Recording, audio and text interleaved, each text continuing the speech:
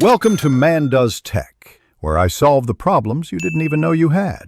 You start by cleaning the chip thoroughly so the new paint sticks. Use a degreaser and dry it well.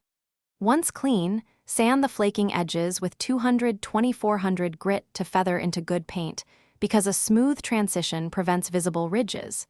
Make sure to remove dust, then mask the surrounding area precisely to protect existing finish.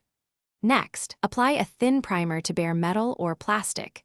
This promotes adhesion and prevents rust, so you can move on to filling and color work. You now fill low spots with a small amount of automotive filler or putty, because a level surface ensures an invisible repair.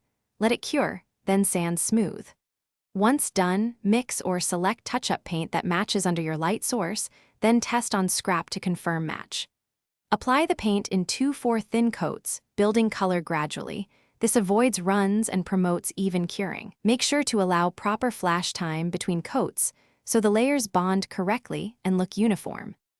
You finish by applying 2 thin clear coat layers to protect the repair and restore gloss.